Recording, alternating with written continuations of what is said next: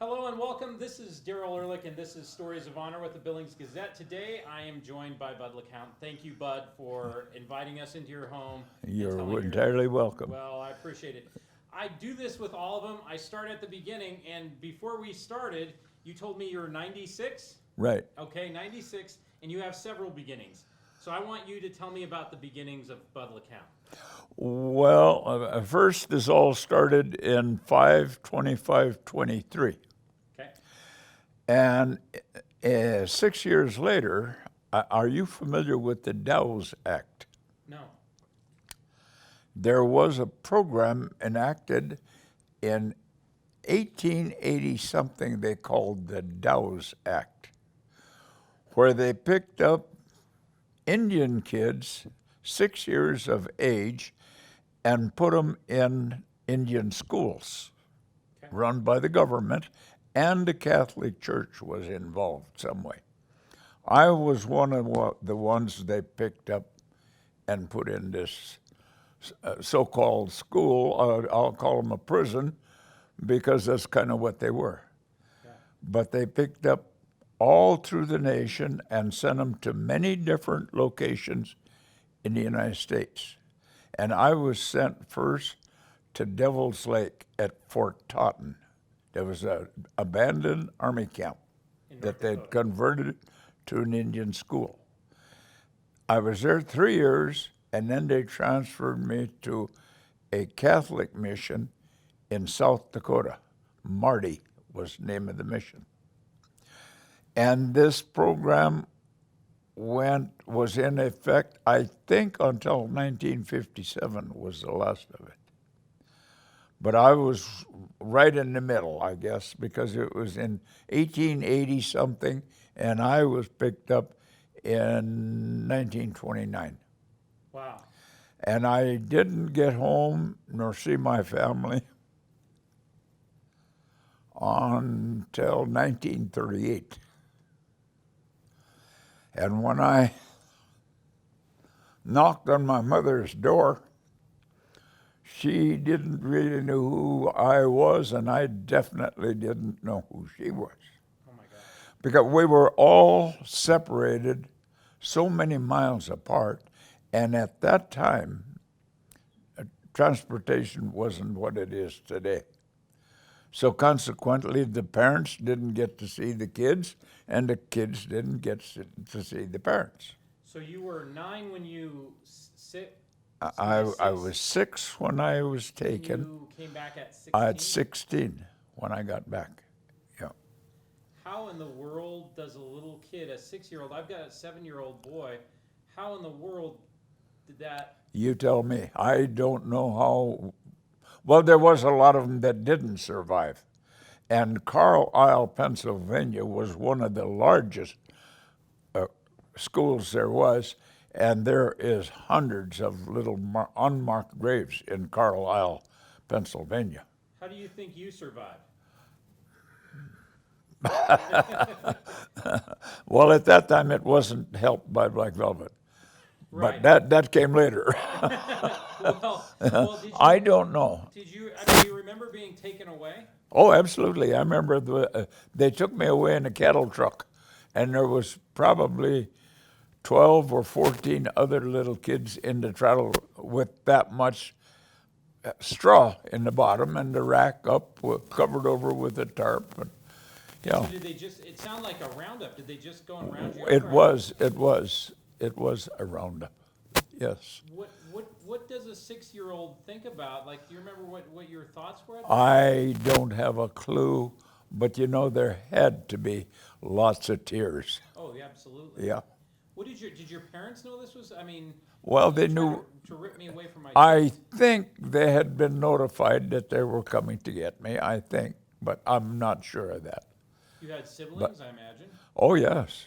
Oh, yeah. Did they face the same thing? No, they were either the age didn't fit. Either some were too young or some were too old.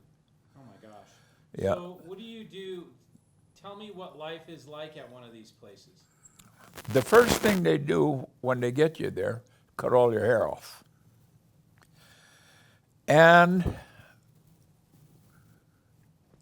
take away your native language. Yeah. It was punishable to speak in your own language. I'm Chippewa, by the way. Okay. And it's punishable for kids to speak in native tongue. They had to speak in English. Did you know English at the time? Well, I knew English, but a lot of kids didn't. But my folks spoke English.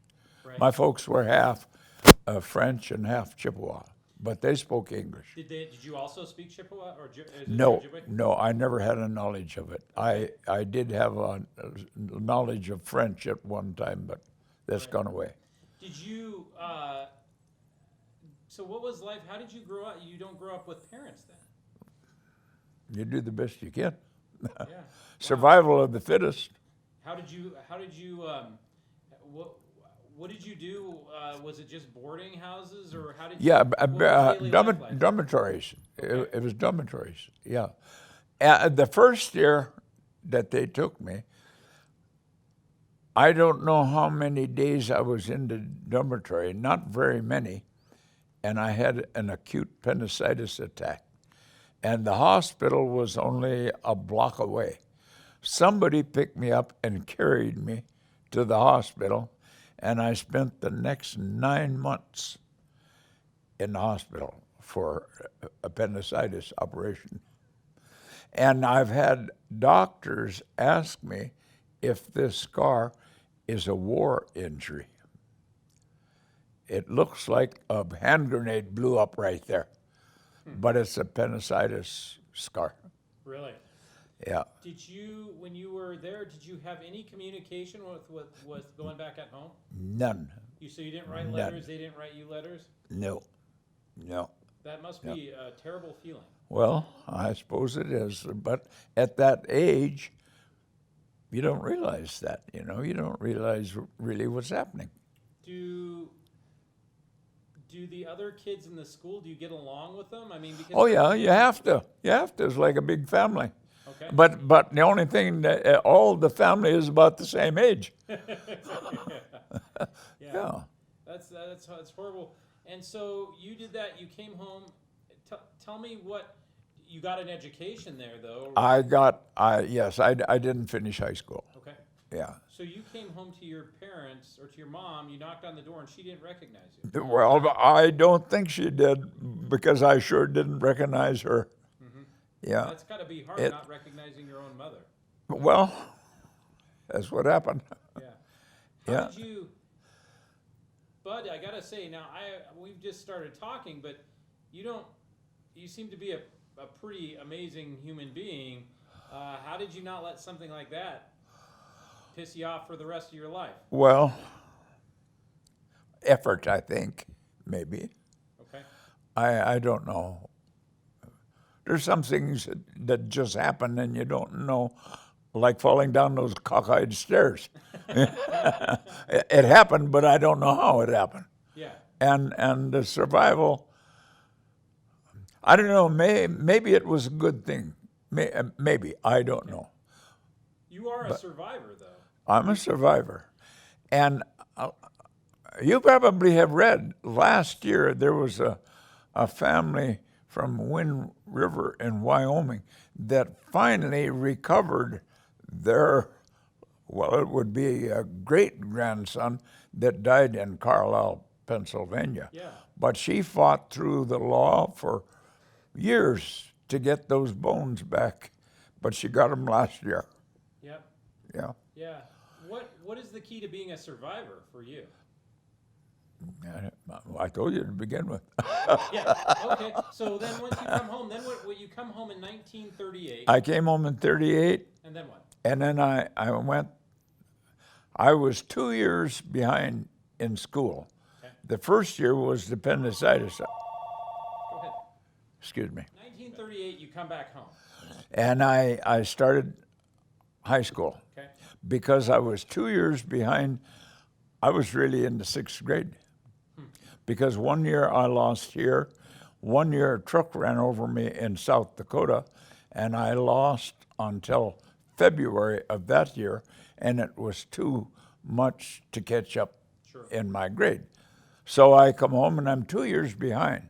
But the superintendent in Bainville, where I returned, came down to talk to me, and he said, we can fix part of that, but not all of it. We'll start you in the 7th grade. The 7th grade had the same teacher as the 8th grade. The 8th grade teacher, the one that I went to, said, I think we can recover 2 years in one. But I went to school day and night. Weekends were all school. My grades were excellent when I left the mission in South Dakota. And of course, they had them there in Bainville. So that's why they gave me the opportunity to do this. So I graduated from the 8th grade with a 6th grade education. But it was the best 6th grade education. It was the best. And then I went to school that year, high school, and then the next year I went back for my sophomore year. Okay. My sophomore year, I went to work for the railroad on a section, and they sent me up to Opheim, of all places. Well, there was another kid with me, and we went back to get back in school in September of the next year. And then in March, they called me from the railroad office in Minot and asked if I would go back up to Opheim to work. And so nobody had phones. They called the school, and the only phone there was in the superintendent's office. So he was listening to both ends of the conversation. So I said, well, I'll see, but I don't think I can come now. But the superintendent said my grades were top notch. He said, if you want to get out a month early, he said, go for it.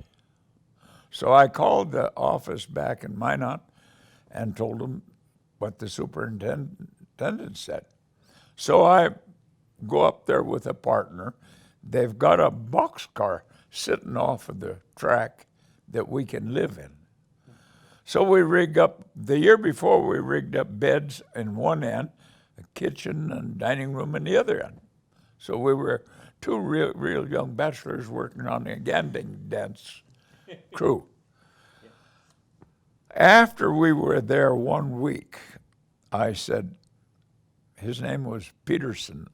I said, Pete, there is no way I can stay here all summer. Not one thing to do. There's about 12 or 14 houses in town. Not a thing to do. No movie theater, no anything. Well, he said, what are we going to do? I said, we'll go someplace else and get a job. That was a little harder than I thought. I told the foreman on Friday night that we were quitting. Well, he said, I don't blame you. But he said, I'll tell you what I'll do. If you'll stay with me through Monday, he said, I can get your checks for you so that when you leave, you'll be paid up in full. Well, we needed some money anyway to buy bread and sardines. So we worked through Monday, and we were paid at the end of the day. So then we hitchhiked the next day to Glasgow. And then we got a ride into Fort Peck. That was going fairly good, and I thought we could get on there. But we stayed there 2 days, and there was no luck. So we hitchhiked back to Glasgow, got on a freight train, rode that train to Havre, switched freight trains into Great Falls. And I got a job right away driving a gravel truck on the road from Great Falls to Belt. They were redoing that road. But my partner couldn't get anything to do. So I worked the week out, drew my pay and quit, and I said, we'll go someplace else. So we got on another freight train to Spokane. where they kicked us off from the freight train. At that time, they had what they called railroad bulls. Yeah. And they were trying to, there was people, hundreds of them, every day, back and forth on the freight trains, and they were trying to prevent that. So they kicked us off one place, and then we had to walk about 25 miles up the track to get past the bulls and catch another freight train. So we rode that into Seattle. And I don't know what we were going to do there except look for a job. We rolled up in paper that night and slept under the depot. And the next morning when we got out, we were on, the railroad dock was right, or the shipping dock was right there also, side by side with the railroad. So we walking around wondering what we're going to do and what we're going to eat and where and everything else. And down about a mile or so, there was a little building in the middle of the dock. And it looked like half a dozen, maybe 10 people milling around that building.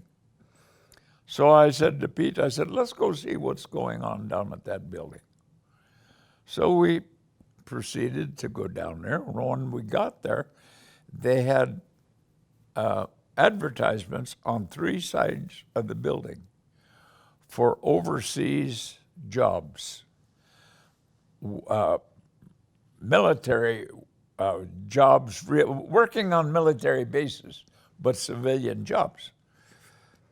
So we talked and milled around there, and everybody finished. And the guy inside asked us what we were looking for, and I said, we're looking for work. And we talked for a while, and he said, come on in the office. So he said, we've got Johannesburg, South Africa is a good job, and it's war deferred. All the jobs were deferred. But he said, this is a good job. But he said, being you want to get back to school, I wouldn't advise you going down there. And there was 2 jobs in Alaska. One of them on the proper, Alaska proper. The other one was in the Aleutian Islands. Unalaska was the name of the town, and Dutch Harbor is the name of the port.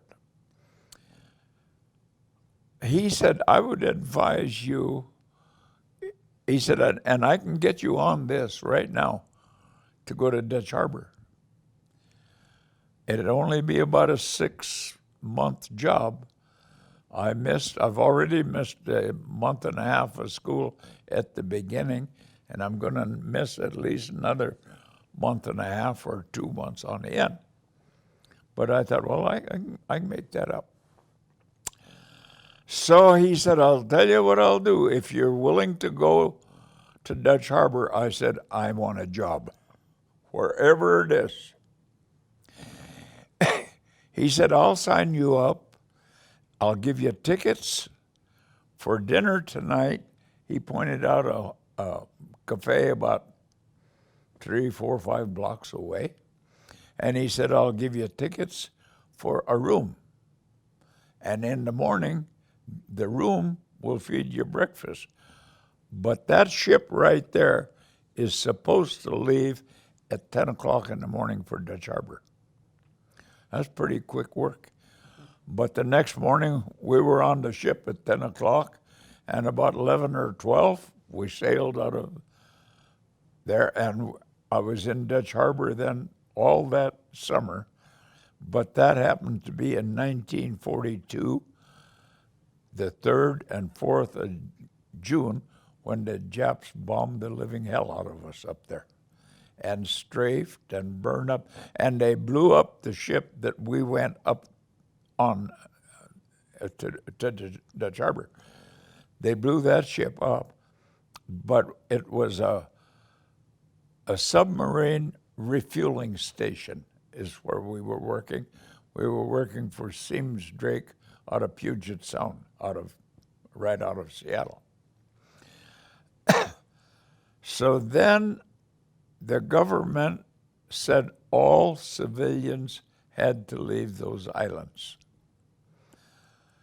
So they brought in a ship and loaded all the natives and took out, but us workers were to leave space available. And each ship that come in and left had room for 6 to 14 people. So by my name come up at the last September, which was just right for me. And in October, I was back in Great Falls, where I bought a car. Big deal. Yeah, you were, weren't you? 36 Pontiac straight 8 sedan. And I drove back to Bainville to go to school. But I didn't get to school. What happened? My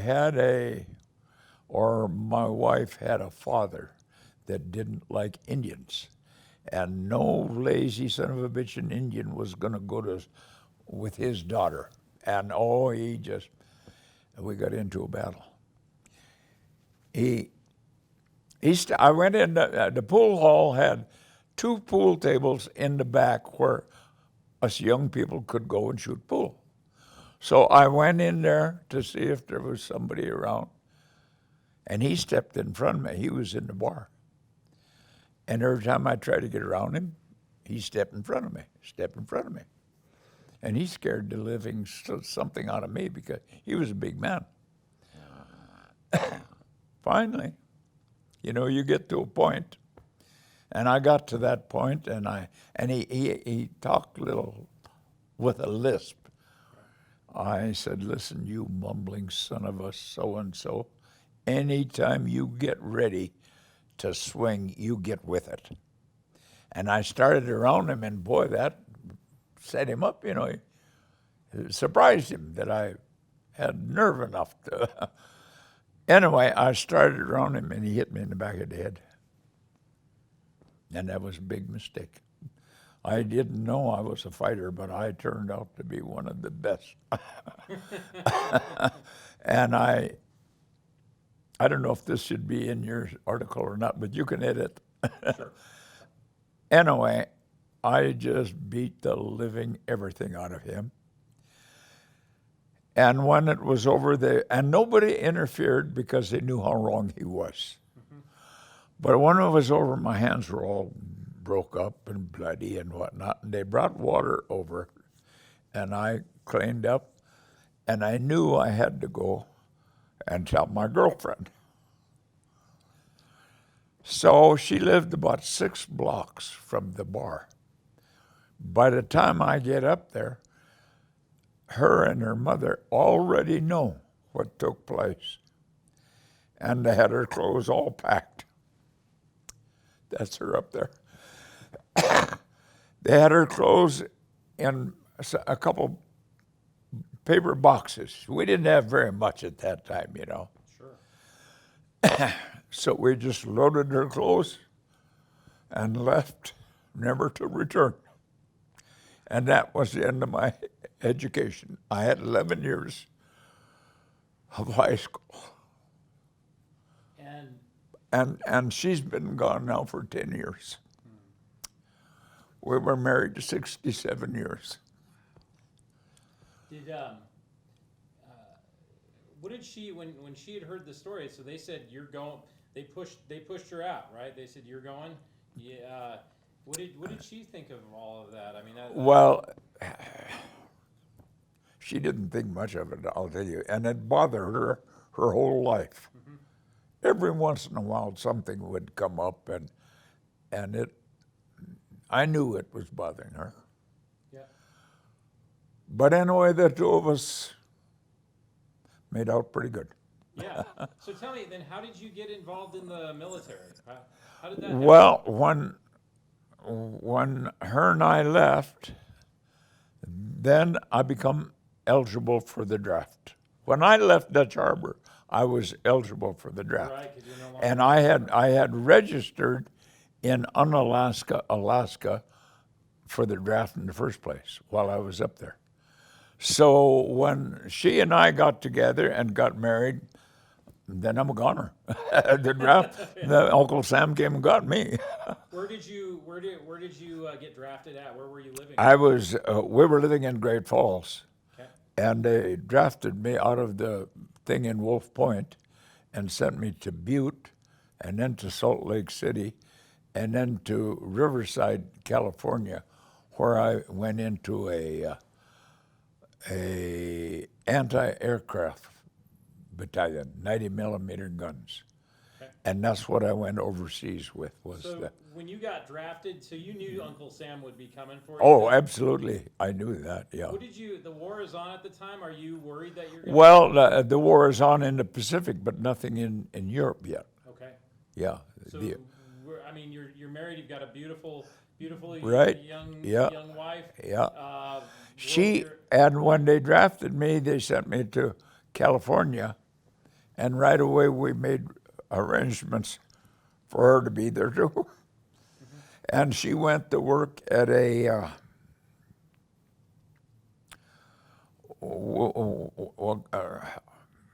well, it was a part of a laundry where they done all the military laundry. Okay. And her job was, if the shirt was tore, to patch it. If the something else, fix it. And so she sat at a sewing machine all day while she was there. And that was about 5 or 6 months, I guess. She was sewing, patching Army military clothing. So then what happened once you got trained in anti-aircraft? Did you like that work? Was that, I mean, did it matter? I mean, It work is didn't work. it didn't matter. It turned out that I was in one of the safest outfits I could be in, because by the time war broke out, Germany was just about out of airplanes. And the airplanes were the only thing that was going to shoot at us Right. or bomb us. But they were just about out of that stuff.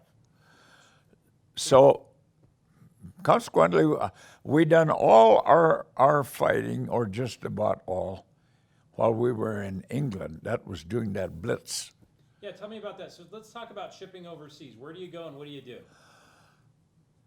We shipped from California on a train to New Jersey, Camp something, Kilmore in New Jersey.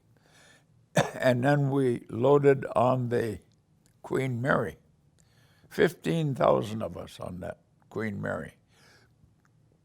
And in 4 days, we landed in Glasgow, Scotland. I was a Jeep driver. And when we landed in Glasgow, there was a Jeep waiting for me. And a warrant officer came with. And we went from Glasgow, Scotland to Bristol, England, which was a major supply depot for everything military.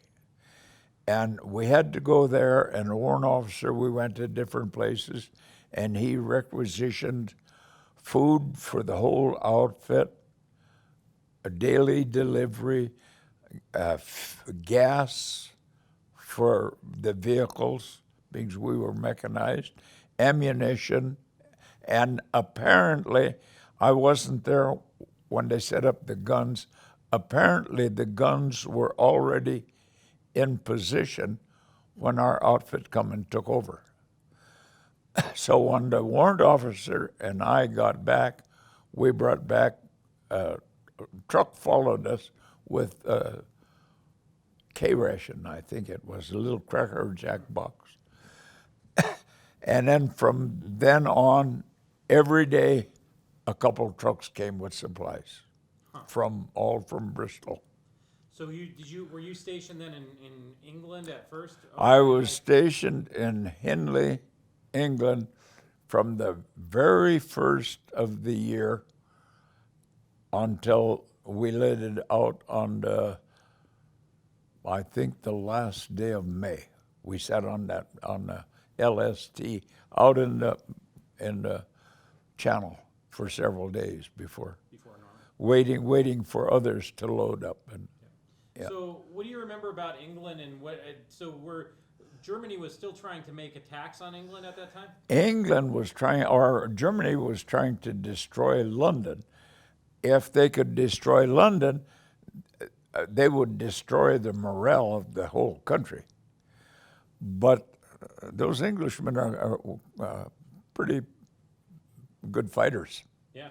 You better believe. And they had that little, what was that little fighter plane they had?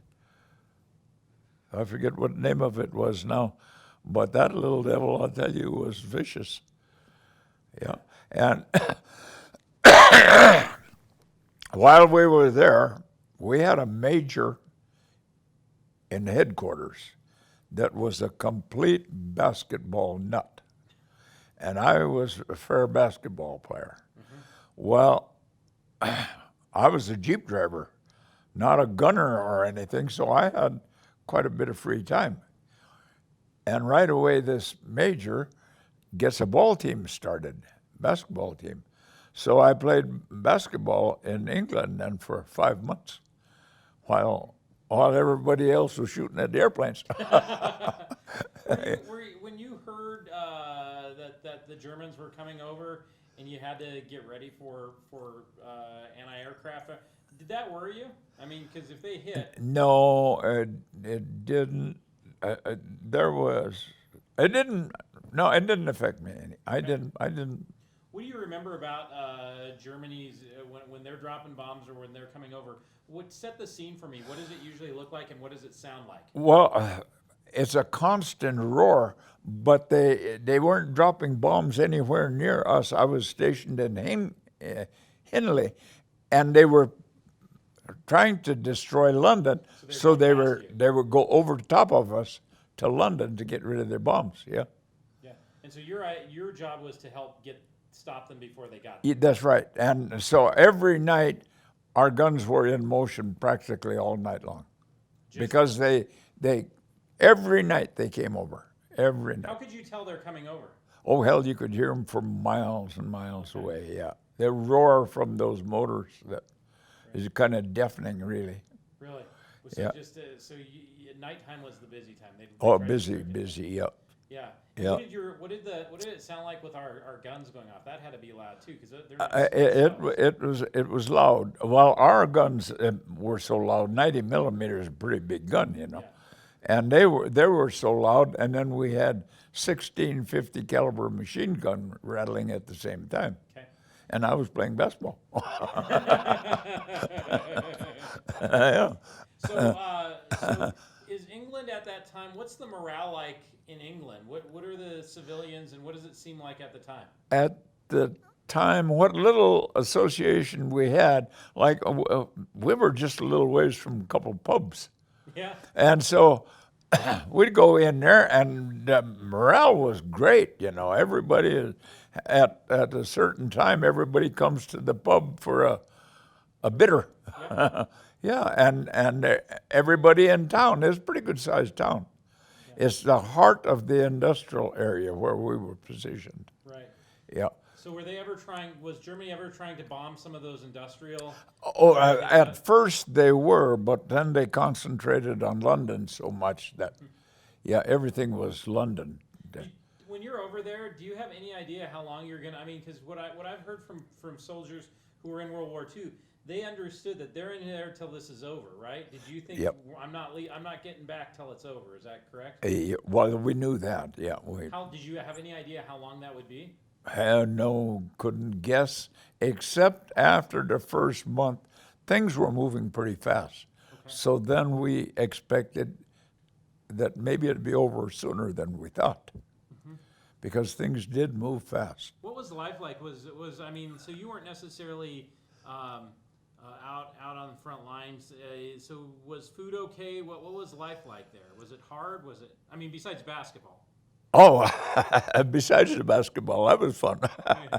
But then, come back to the basketball, that same guy, in the winter of 44, our outfit was practically obsolete. And so they parked us on the edge of the forest in Verdun, and instantly that guy had another ball team going. So we played ball in out of Verdun for a couple of months till Okay. they shipped us out of there. And then they shipped us out of Verdun to Maastricht, Holland. The buzz bombs were shot back here, and they were coming over Maastricht, Holland for London. And our job was to try to, if you could divert them 1 degree, it would throw them off course completely. They wouldn't hit London. So our job was to get as much flak up there as we could to divert the thing, The buzz bomb. yeah, get it off course. Was that a successful thing? I kind of don't think so, but I don't know. I don't. You never know if you divert them or not. Right. Yeah. You don't It's like an airplane. When you're shooting at a plane, you never know if you shoot it down unless you can explode it right there. Otherwise, it might go 300-400 miles and then go down. So Right. you see, you don't know. But Right. What's the key to shooting down an airplane? Is there a key to it when you're firing the gun? no, just Just get as allow it. much flak up there as you can, and hope the plane runs into some of the flak. So now, were you in at Normandy? Did you load up for Normandy? Right. Tell On me the how that- second day, I landed on the 7th of June. Okay. Tell me what that was like, because there was what I've read about it is there was a big buildup. It took days to get the buildup. Is that right? And it was kind of cloudy at first, wasn't it? It was foggy, yeah. Okay. Different ones have asked, and I've read different articles of people what they thought of the chaos on the beach. You are so damn scared you don't see any chaos on the beach. All you're thinking of is your own hide getting the hell off of that beach. And I saw some destruction, absolutely, and quite a bit of it, really, but nothing like I've read other people claim to have seen. But I could run pretty fast too. Yeah, Amazing how fast you can run when they're shooting at you. yeah, absolutely. So tell me about, what did you know on the buildup right before it happened? Did they tell you what you were We doing? didn't know one thing. Okay. We pulled in a convoy from Henley. The highway went right by our position. We pulled in, we got shipping orders and pulled into behind a convoy, and it was about 30 miles to the ports, and a solid vehicles lined up 30 miles. there, at least. Yeah. So you knew something. I mean, you had. to Oh, know we something, right? knew what was happening, but we didn't have any word of any part of it. Yeah. So then they load you onto ships. They load us on. Yeah, we went in on LST. Okay. Yeah, landing ship Ship transport. tank. Yeah. Yeah. Landing ship tank. What is the? Is it crowded? Is it cold? What are those landing ships like? Yeah, crowded. You better believe they're crowded. And then I had gone to school in Southampton to waterproof those vehicles. My Jeep, when I landed, I was the lead Jeep off the LSD, and when I landed, you couldn't see the Jeep; it was underwater completely, and I was sitting in water up to here. So you waterproof the engine so that It'll run underwater as long as you keep it running. If you stop it, then it goes up the tailpipe, right. So you keep it running. Is that nerve-wracking to drive a car that deep It's underwater? it's nerve-wracking, but you can see in just a little while you're going to be out of that water. Okay. Yeah. Yes. So when they give you you're crowded in there. Is it cold? I mean, it's June, but is it cold or is it? No, it wasn't cold. It was so foggy you couldn't see anything. Okay. On the day of the initial landing, when it started clearing off, you can't imagine the ships around you. Really? As far as you could see any direction was ships. Yeah. Huh.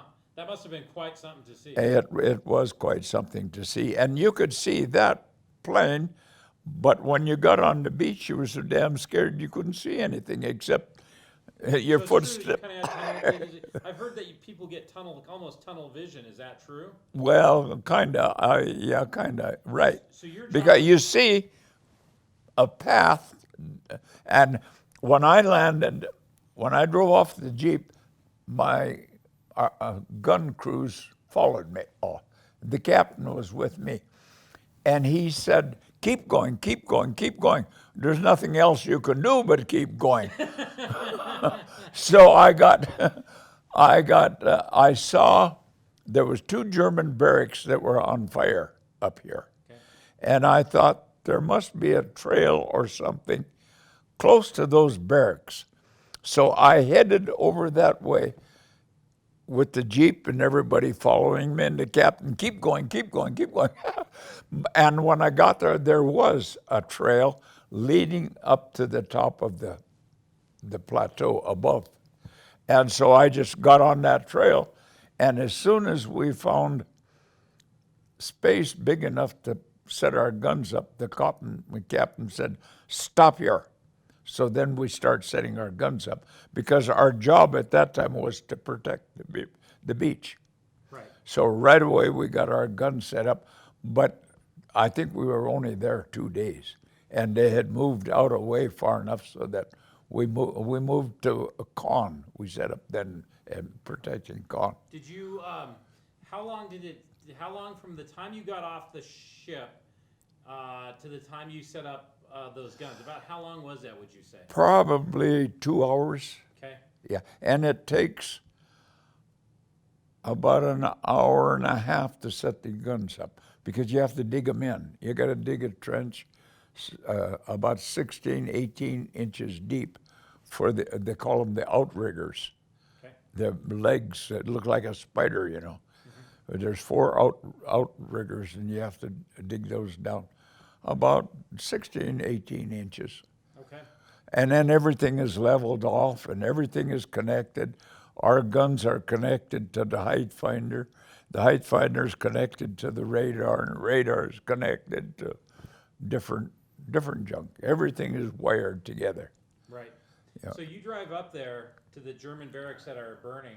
When you're driving off, how long does it take you to get out of the water? You're moving pretty quick. I mean, I imagine those Jeeps can Oh, move that didn't take, well, it didn't take me very long, but by the time our whole outfit got off, it probably 2 hours, Okay. probably. But there must have been 25 or so LSTs and LCIs and whatnot unloading all at the same time. Wow. And when you got off, and when you drove off there and drove up, are you getting in? Is there enemy fire coming at you? Well, not that I Remember. No, not that I know. You know, undoubtedly there was small arms fire, Right. but I wasn't affected by it. Was there kind of people as far as you could see landing, or were there very small groups landing? How did that work? It was as far as you could see, Huh. because we were right in the heart of Normandy, right where the Rangers tried to go up that cliff. Just to the left of that is where we landed. And I always say that was wasted everything. It was something, we're going to show them we can go up there. And it was, because all they had to do was go around where we went or go around the other side. You didn't have to go up that wall. Yeah. But it's a macho thing, I believe. Yeah. Yeah. And when you got up there and you established, it didn't take long for us to secure, right? Because we had No, guns. right, it didn't take long. And there was no German planes come over. Right. No plane. Because in the first place, it was so foggy to begin with. But they just didn't have any planes. Yeah. They'd all been shot out of the sky. Yeah. Once a couple days, let's take you to a couple days later when you're ready to move forward into Cannes and stuff like that.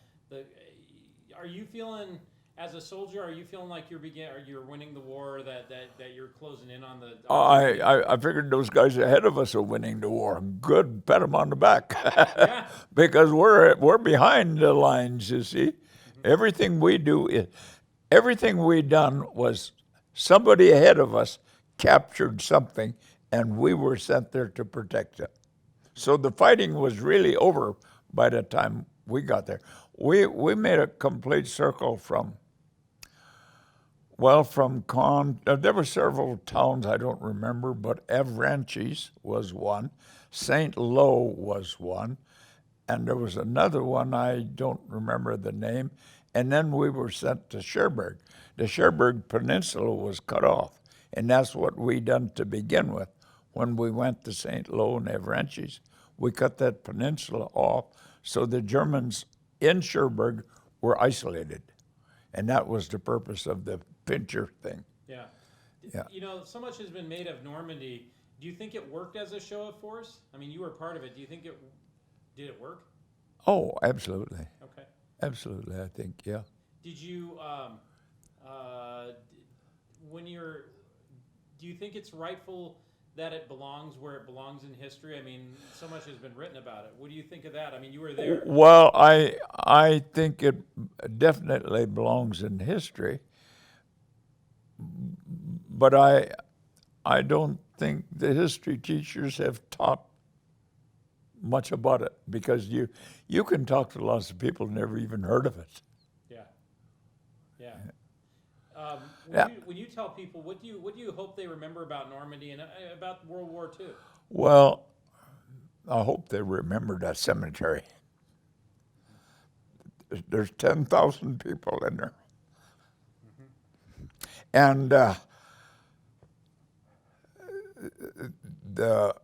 everything goes on right in the cemetery. When you go over there for I was there for, the first one was 73, 74. Okay.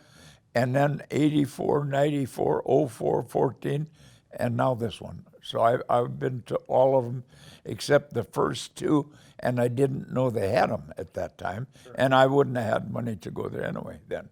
Yeah. So you go over there, and then when do you? So you stay over there until the end of the war, right? Right, yeah. When do you learn the war is done? Oh, I don't remember. I said our outfit kind of became obsolete. Mm-hmm. I transferred from the outfit I was in to another anti-aircraft outfit in Marseille, and we set up in an old military French base. Okay. And we, as about 3 months probably before the war is over, when we start setting up, we had receiving prisoners from Germany that were being released as the Allies were going through. They'd overrun a prison camp with maybe 400 or 500, 600, every nationality on this earth came through our camp. And we'd have them about 12 to 15 days probably. As soon as they came in, their country or their units were notified that we had so many men. But first thing they done was take away all their clothes and throw them in a pile and burn them, because they were so dirty and lousy with bugs, and everything. And then they go through a barber shop next and get shaved and their hair cut if they wanted it. Some of them, of course, like the Muslims, and they didn't want that. But what they wanted is what we gave them. And then they went through dental procedure and medical procedure checkups, and through clothing lines. Everybody left there with brand new GI clothes, pants, shirt, underclothes, everything they needed. And they left there also with razors, I guess, razors if they wanted them. Some of them, again, didn't want them because they're full beards. But and about 12 to 15 days, there'd be a bus or a truck come in to pick up this nation or another nation or another nation. When they overran the last ones, my job ended. I was head of one of the barracks. I had 100 beds in my barracks. But my job ended when they ran out of prisoners. So they transferred me, 12 of us, to a little town out of Dijon, France, by the name of Beaune.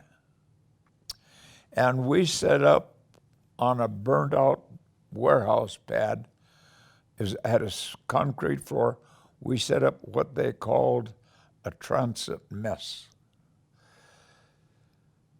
Instantly, when the war was over, they start shipping soldiers to the ports to take them to the South Pacific in the preparation of invasion of Japan. So we set up this mess hall, and we would get notice from Dijon, which was 20-some miles away, that there was a train coming through the Dijon with 550 troops on. We'd have a meal ready for them when they got there.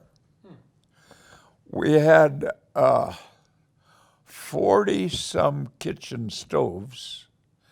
We had a German prisoner on each stove and a Polish guard on each German prisoner. And the Polish didn't like the Germans. Right. So we had a good combination there. The Germans didn't dare get out of line. So did you? But we'd have a meal ready for this thing in about an hour. The first thing they'd start, we had 30-gallon garbage cans sitting on a burner. They'd fill them all full of coffee.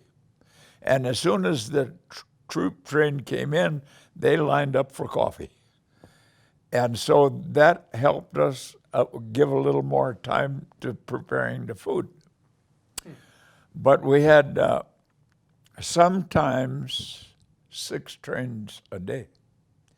So we'd have 3,000 troops a day go through there. Wow. What did you cook for 3,000 troops? It was good, fresh food. Everything we handled, it was shipped in or flown into Dijon, and every day we had trucks going back and forth from our mess hall to the supply depot, and everything was fresh, even fresh celery and fresh vegetables. And I bet that tasted good. yeah, you better believe, and everybody appreciated it too. Yeah. Yeah. Did you? Now these were soldiers who, many of them, who had been fighting. Right. They're getting ready to ship out for another big fight. Right, they're going to. What was the morale like, and what was the? I mean, that. Well, you know, you get a bunch of GIs together, and your morale is always pretty high. Okay. But yeah, they're all So full they of. weren't worried about going into Japan. Didn't seem to be. Okay. No. All right. When you saw the prisoners coming back. Oh and they were God, dirty, that'd make you cry. Yeah. What was the? What did that make you think when you saw those prisoners, and how did you deal with that? Well, that was a tough deal, Yeah. because if you let your emotions take over, you'd bawl your eyes out. Yeah. You know? So you had to steel yourself against the apparent suffering these people went through. Yeah. So when you hear people deny that the Germans were cruel to people Oh, or God. stuff like that, Oh, you've seen that. I seen that. I know better than that. I saw the prisoners come. Some of them, they had to help get from one place to the other. They were so weak, bones were skinnier than I am. So did you, when you were kept at a place for years against your will when you were a Right. kid, Right. do you think that gave you a different perspective or any kind of understanding of what these prisoners had been through? Did your I think so. Yeah? I think so. Yeah. Yeah. Did it, how did you overcome, so there's all kinds of different languages and religions in that place. How did you overcome that? Was there any fighting, or what do you? You point, you get the one guy headed in the right direction, and the rest of them follow. Kind of like sheep, herding Yeah. sheep. So after you ran the transit, or the mess transit, then what?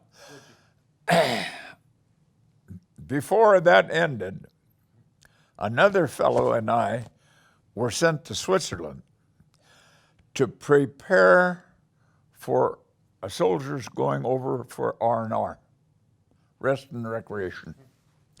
And our job was to go to, we had lists of the larger towns in Switzerland, which there wasn't a lot of, but to go in there and get numbers of rooms available at hotels and number of dining areas so that if there was 160 rooms in this town and 150 seats in the mess halls, they knew approximately how many people they could let into that town.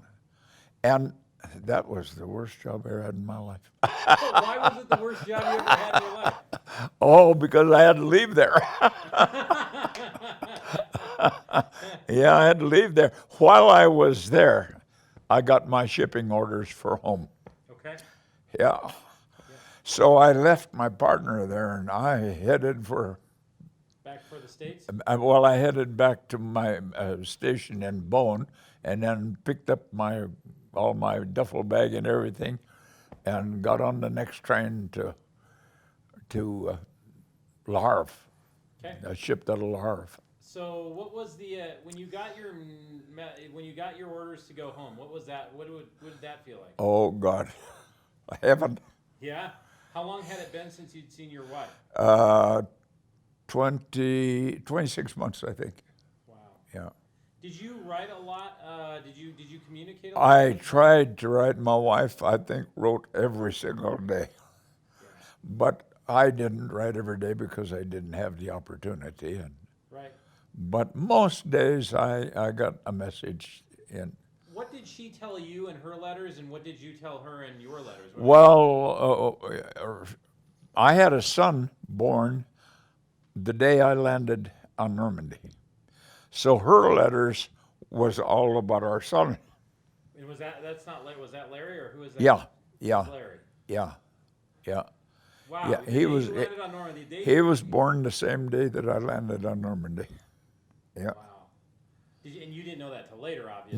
No, it was about, a couple months before I So, knew that. When you came home, how old was Larry when you arrived home? A little over 2 years.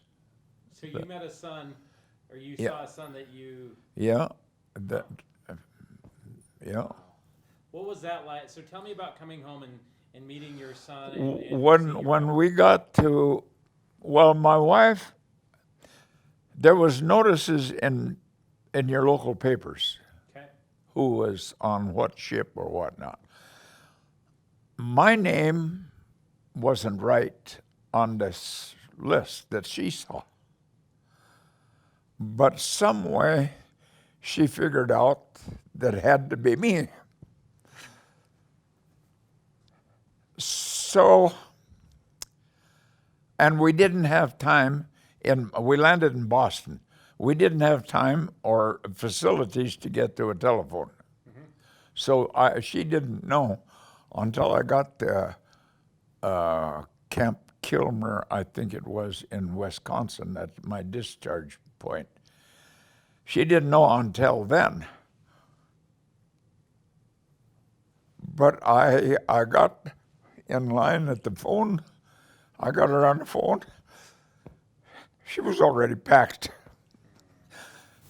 I said to the operator, depot, I said, if a beautiful blonde left Bainville, Montana, when would she get here? I had no idea. He said, well, I'll tell you. He had a damn stack of books that high, and he starts going through his books. There was a train coming in, and he was waiting for that train. Yeah. But then they wouldn't discharge me. I had some medical thing. I don't know. I don't remember what it was. Whether it was teeth or something. Some little thing was wrong. And they would not discharge you if you had any flaws. And I had something wrong. But I met her at the train station and got her settled in a motel. and I had to go back to camp. Well, it turned out in 3 days I was re-examined, and they gave me a discharge. So then we went back to Detroit. We got on another train and went to Detroit with the intention of buying a car. We had to have transportation. And I had an uncle that lived in Detroit. So we were in Detroit about 3 days, and I called him, and he come down and picked us up, and he helped us locate a car. And we found a 1941 Ford sedan. And so as soon as we got our car, we headed for home. And we got home Christmas Eve of 46. Wow. Yeah. And was home Montana or was it California? No, in Montana. In Montana? Yeah. Great Falls? Bainville. Bainville. Bainville, yeah. So A little. Yeah. Yeah. So you traveled. What was home like? What was it like seeing home after seeing all the rest of the world? Well, it's kind of dead, really, but kind of happy too. Kind of happy too. Yeah, it was kind of nice. Probably a little peace and quiet was a good thing. Yeah. What was it like meeting Larry, your son? Well, I don't know, because he didn't take to me because I was a stranger, and so, but it didn't take long before he recognized what was going on. And it must have been wonderful to see your wife. yeah, 26 oh yeah, months. yeah. What did you, I'm guessing I know the answer to this, but I'm going to ask it anyway. What did you miss most about when you were overseas? Well, God, I don't know. I mean, imagine it's family. I don't, from the time we were married, we were separated, really, because I was in the military in California, and she was working for the military. But we saw each other about every 2 weeks, probably. Okay. While I was in camp. Yep. Yeah. So you get out, and then what happens with life? Do you finally? I went to work. I started out, whatever I could get. And I was a kind of handy carpenter. So I went to work at Fort Peck, driving truck. And then I said to the carpenter foreman, they were building that first powerhouse. I said to the carpenter foreman one day, I said, what would be the chance of me getting on a carpenter crew? I said, I've kind of been watching these guys, and I think I could drive as many nails in a day as they can. And we talked for a while, and he said, have you got any tools? And I said, no. Carpenters were getting about 50, 60 cents an hour more than I was getting. I said, no. I said, I've got a little bit, but not anything. Well, he said, you come in the office in the morning, and he said, I'll gather up a few things, and I'll give you a shot at it. So I stopped at the office, and he had a toolbox with a few tools in, and he said, now you're going to have to buy different things, I said, that's fine. So then the first time I went into Glasgow, I went in the hardware store and bought the tools I had. So then I was a carpenter then for, about 3 years. And I knew I didn't want to do that all my life, so I bought a piece of land up at Bainville and started farming and kept adding to the thing and adding to it. And the reason I left there is because I had built it up too much and I couldn't take care of it. Mm-hmm. When I left the farm, I had right at 1,000 head of cattle. I had about 16,000 acres that I was not all deeded, some of it at least. And I just plain had too much to do. And the oil thing was booming in North Dakota, just across the state line. And you couldn't hire a person. They all wanted to work in the oil field where they make twice as much money. And I couldn't blame them. And one day I was out feeding the cattle, and I come in. My last hired man had quit. He was from I don't know, Salt Lake City. I come in and I told my wife, I said, you know, if we don't get out of here, they're going to cover both of us up. We just plain had, and she would go. The way my house was situated, she could go from one window to the other as she was doing her work and tell what I was doing. She could see the cattle pens and one thing and another, so she knew exactly what I was doing.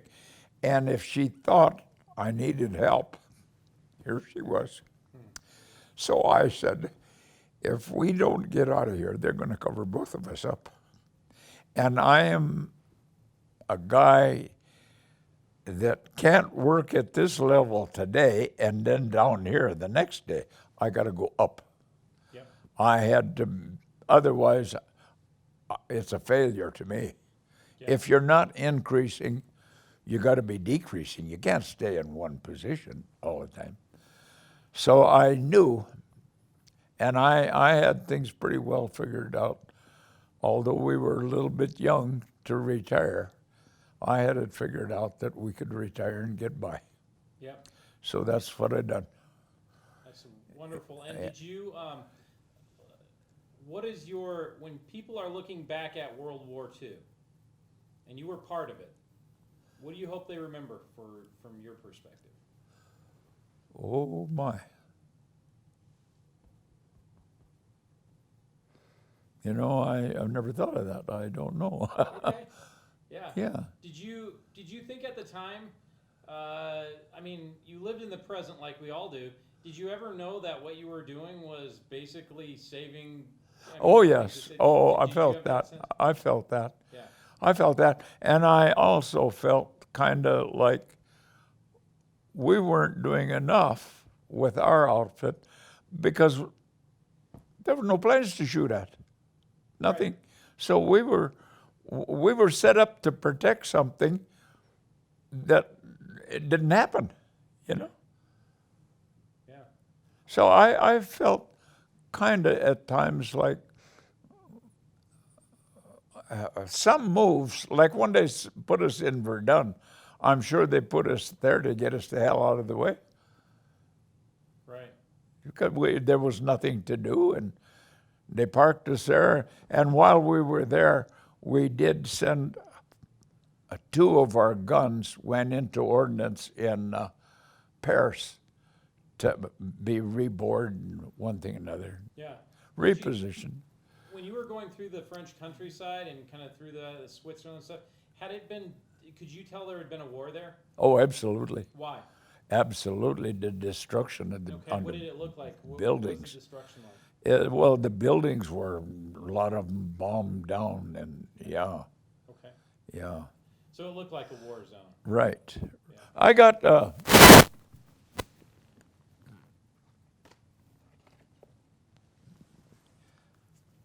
for some stuff we done in northern France. I got this from the French government. It's the most prestigious medal they issue. Yes. And I got that about 7 or 8 years ago, probably. They called me, I'm gonna tell you a funny story. I got a call. It was a woman. Thank you. She said she was from the French embassy in San Francisco. And she said, going through the archives, I think, or we think, I forget what, that you are eligible for the medal, French Medal of Honor, which is this medal. And I said, yes, I know that. And I am also the Emperor of Japan. And I hung up. Well, in 2 days, I had a letter. French seal from the embassy in San Francisco. And they said that the call I had was a legitimate call. And would I please call such and such a number? So I thought after a couple of days, I thought, well, hell, I don't have anything to lose, you know. So I called that number, and it happened to be the same woman that called me in the first place. And so I listened to her story, and I thought I must owe somebody an apology. Did you say that was the Emperor of Japan calling? Yeah. So I apologized at that time and many times afterwards because I ran into her in different places about this medal, and she wanted to know where I thought there was 6 of us in Montana that got that medal. And I thought, she wanted to know where I thought would be the best place to present that medal to the 6 of us. And of course, I thought right here at the VFW. Right. Well, for some reason, they chose Hamilton because Hamilton has quite a veterans park. It's a well built up, laid out place. And so she called me again and asked me if I could be at this park in Hamilton so I called her back and I said, sure, I can arrange that. So my family and I forgot about Emperor and went to Hamilton. Is your family proud of you? Oh, yes. Yeah. Oh, yeah. Oh, yeah. And I have a feeling that goes both ways. I bet Yeah. you're proud Oh, of you. yeah. Oh, yeah. My youngest daughter was with me when I done this, when I fell down those damn stairs. Yeah. You're not bitter at all about it. Oh, no, of course, there's no reason to be. It was my own fault, I suppose. And on the ferry, there was probably, as a wild guess, around 500 people on there, plus all the buses and everything else. Well, there's 2 decks, 2 main decks. The lower one is where you unload from. The upper one is where the concession stands are and food, and if you want a beer, they got beer up there and whatever. Well, there's about half of us upstairs. Well, when they're coming into port in Cherbourg, everybody starts down the stairs to get on the unloading deck, me included. And some way or other, I put one of my feet in the wrong place. Tumbled down. Yeah. And I remember I said, well, there was people all around, you know. I said, will you please get me on my feet? And 2 guys grabbed me and raised me on my feet while I was right at the railing and wobbly, and I grabbed the railing. Well, then they held me there until the ambulance came. But the ambulance must have been right out the door because they were right there. And the hospital was only 2 blocks from there. Wow, you were lucky. So, yeah, I was lucky in different ways. And Well, yeah, and you have an amazing life story. yes, I know. All that junk on that thing behind you there, I've been trying to organize to write a book. I think you should do it. I think you should. Well, I just want to say thank you for sharing your story today with us. Well, you are Thank you. entirely welcome. And it has been honestly an honor to hear your story, and thank you for what you did. Well, thank you for. Yeah, thank you. This has been Daryl Ehrlich with Stories of Honor.